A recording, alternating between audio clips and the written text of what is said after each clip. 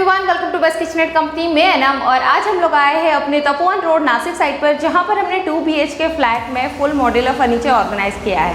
इससे पहले कि वीडियो स्टार्ट हो जाए, अगर आपने चैनल को सब्सक्राइब नहीं किया है तो चैनल को सब्सक्राइब कर लीजिए और नोटिफिकेशन की बेल आइकन कॉल पर क्लिक कर लीजिए ताकि मेरी हर आने वाली वीडियो आपको टाइम पर मिले। आपको पता है, हम किसी भी प्रोजेक्ट को डिलीवर करने से पहले उसको 3D मॉडल के साथ जाते हैं ताकि क्लाइंट का इमेजिनेशन, हमारा imagination, exact quotation, rates and all सारी चीज़ें हमारी क्लियर हो जाए। तो कुछ इसी प्रोजेक्ट में हमने उसी तरह से प्रोसेस कंटिन्यू की है। तो इस प्रोजेक्ट को देखने से पहले आप पहले सारे 3D प्लान देख लीजिए।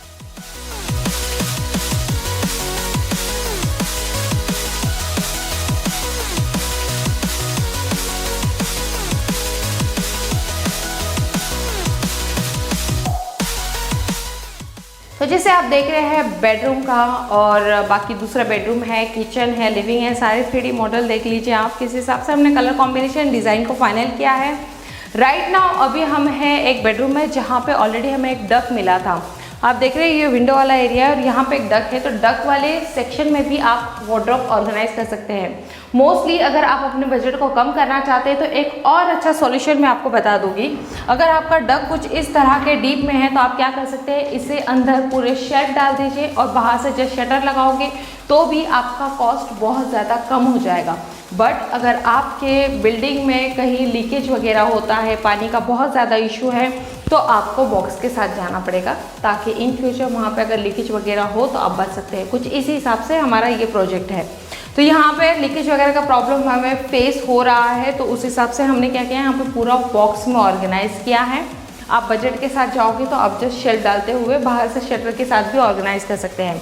यहाँ पे लेडीज़ कंपार्टमेंट देखने के बाद आपने एक चीज़ नोटिस किया है कि यहाँ पे हमने हैंगिंग क्लॉथ का जो सेक्शन है वो थोड़ा कम किया है, क्लाइंट की नीड को समझते हुए। ऊपर एक एक्स्ट्रा शेल्फ दिया है जहाँ पे हम मोस्टली अपने फाइल्स एंड ऑल वो सारी चीज़ें स्टोर करेंगे। यहाँ पे फोल्डेबल क्लोथ्स आ जाएंगे। इन फ्यूचर आपके कोई बड़े बैग्स वगैरह रहेंगे तो ये शेल्फ मूवेबल है। इजीली आप यहाँ पे बड़े वाले स्टोरेज भी कर सकते हैं। एक ड्रावर को लॉक दिया है प्राइवेसी के अकॉर्डिंग, एक वो ड्रावर नॉर्मल है आपके मल्टी स्टोरेज के अकॉर्डिंग।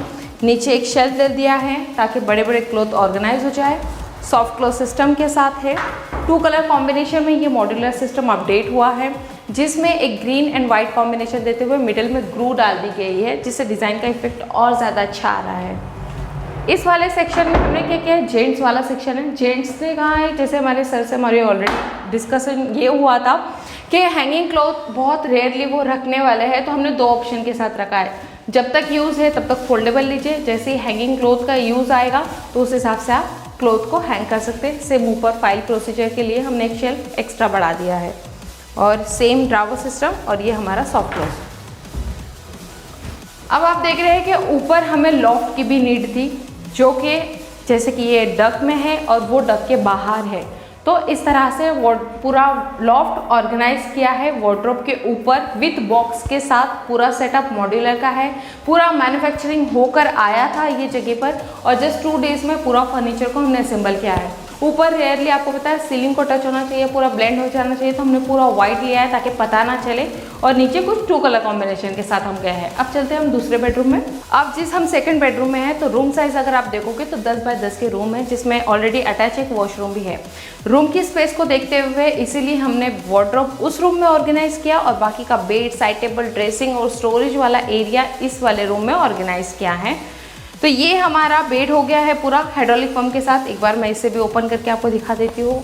जब ये खाली है तो काफ़ी इजीली जुप से ऊपर आता है। इसके अंदर हमें इस तरह का बॉक्स सिस्टम मिल जाता है। मॉड्यूलर है तो आप देख रहे हैं सारे बेसिस में सारे स्क्रू हाईलाइट्स होते हैं हमें, ताकि आपको जब भी कहीं जाना है तो ईजिली आप सारे स्क्रू रिमूव करके इसको ईजिली असेंबल कर सकते हैं। ये मैंने क्लोज कर दिया। बैक साइड पे 2 एलपट्टी लगा दी जाती है ताकि अगर आप मैट्रेस रखो तो मैट्रेस पीछे की तरफ जाएगा नहीं। बैक रेस्ट हमने लगा दिया है। यहाँ पे पूरा ग्रीन कलर का हमने बैक पैनलिंग लिया था। देन नेक्स्ट टाइम डिसाइड हुआ कि हमारे क्लाइंट का कि वो बैक क्वेश्चन भी करना चाहते हैं, तो उन्होंने ये कलर चॉइस किया है। इस साइड पे स्टोरेज के लिए लाइक नाइट ड्रेस रहेंगे, बहुत सारे क्लोथ रहेंगे, तो हम बार बार इस रूम में से उस रूम में नहीं जा सकते हैं। तो हमने जस्ट एक थोड़ा सा स्टोरेज के लिए यहाँ पे कबर्ड ऑर्गेनाइज कर दिए ताकि नाइट ड्रेस है, जो भी नाइट में लगने वाली बार बार चीज़ें हैं, टॉवल वगैरह, वो यहाँ पे बेसिक आप स्टोर कर सकते हैं। बैक साइड पे हमें एक बीम नज़र आया था, तो बीम को भी हमने मतलब लाइक पिलर है तो पिलर को भी इसके अंदर ऑर्गेनाइज किया है।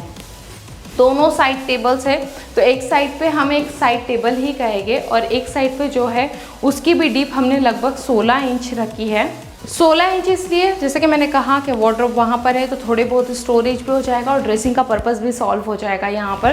तो इसकी लगभग 16 इंच की डीप रखी है। इसमें कुछ शेल्फ हमने मूवेबल दिए हैं और कुछ को फिक्स कर दिया है ताकि अगर कुछ बड़ा वगैरह स्टोर करना है, जैसे ये फिक्स है, नीचे का एक फिक्स है और मिडल के कुछ मूवेबल रखे ताकि बैग्स वगैरह के अकॉर्डिंग और हमारे ड्रेसिंग पर्पज़ को सॉल्व करने के अकॉर्डिंग ये सारी चीज़ें यूज़ होने वाली है।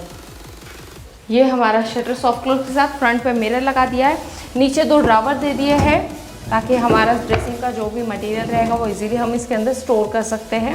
एक्सेलेंजा की हमारी चैनल है, 2 कलर कॉम्बिनेशन के साथ यहाँ पर हम गए हैं। इप्को का हमारा हाइड्रोलिक पंप है। बाकी अगर प्लाई और मटेरियल के बारे में अगर हम बात करेंगे तो यहाँ पे हमने यूज़ किया है BWR boiling water resistance ply use हुई है। बोथ साइड लैमिनेट है, लाइफ टाइम वारंटी के साथ है, चाहे आप होममेड लीजिए चाहे आप मॉड्यूलर लीजिए। अब हम इसी तरह से किचन की तरफ आ जाते हैं। बॉक्स सिस्टम में आप चाहे तो नीचे अगर लाइट आपको ऑर्गेनाइज करें तो इजीली आप लाइट भी ऑर्गेनाइज कर सकते हैं। जैसे हम इस साइड आ जाते हैं तो यहाँ पे हमारा पूरा ओपन में किचन आ रहा है। यहाँ पे हमने फोल्डिंग डाइनिंग ऑर्गेनाइज कर दिया है। ये है फोल्डिंग डाइनिंग। इजीली आप चाहे तो स्टडी कर सकते हैं, ब्रेकफास्ट कर सकते हैं, चॉपिंग कर सकते हैं। बहुत सारा मल्टी स्टोरेज के हिसाब से मल्टीपर्पज़ के अकॉर्डिंग ये यूज़ किया जाता है टेबल को, इसलिए हम इसे फोल्डिंग डाइनिंग कहते हैं। मोस्टली लोगों ने इसे बहुत सारे नाम दे दिए है। अगर ये बेडरूम में सेट करोगे तो इसको फोल्डिंग स्टडी कह देते हैं, किचन में सेट करोगे तो फोल्डिंग डाइनिंग कहते हैं। एक्चुअल में ये एक फोल्डिंग टेबल है। ठीक उसी तरह से यहाँ पे हमने एक सर्विस टेबल ऑर्गेनाइज कर दी है। सर्विस टेबल अगर आप देखोगे तो बिल्डर की तरफ से ऑलरेडी इन्हें किचन ट्रॉली मिली थी जो इन्हें ठीक नहीं लगी, तो अब हमने जो फर्नीचर ऑर्गेनाइज किया है वो आप देख रहे हैं, जो कि हमारा कॉम्बिनेशन गया है रेड एंड वाइट कॉम्बिनेशन में। एक्चुअल में ये मरून शेड है बट ऐसे ये रेड नज़र आता है। ये स्पेशल वाला एलिमेंट था जो कि विथ स्पार्कल वाला था। लाइव अगर आप देखोगे तो सारे स्पार्कल्स हाईलाइट होते हैं।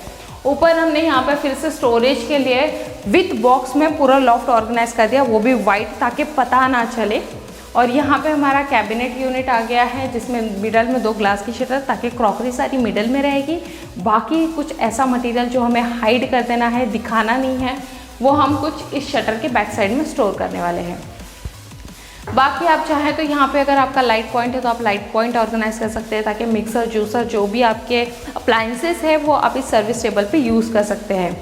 सर्विस टेबल को अगर आप अंदर से देखोगे तो इसके मिडिल में एक शेल्फ आ जाता है और नीचे स्कर्टिंग भी आ जाती है कि अगर आपका मन चेंज हो जाता है, फ्यूचर में आपको ज़्यादा स्टोरेज की ज़रूरत पड़ रही है बेडरूम में, तो ये पूरा टेबल आप वहाँ पर ले जाके इसके ऊपर प्रेस वगैरह भी कर सकते हो। एक प्रेस टेबल के हिसाब से भी आप इसे यूज़ कर सकते हैं। आप इस्त्री कीजिए, कुछ भी कीजिए इस पर, इसको हीट होने से भी कुछ नहीं होता क्योंकि यहाँ पर जो प्लाई यूज़ हुई है ये है BWP boiling water proof ply है। पानी गिराओ, हीट दो, कुछ भी करो, इससे कुछ नहीं होता। इसलिए मैंने कहा आप मॉड्यूलर लीजिए या होममेड लीजिए, सबका लाइफ टाइम वारंटी है।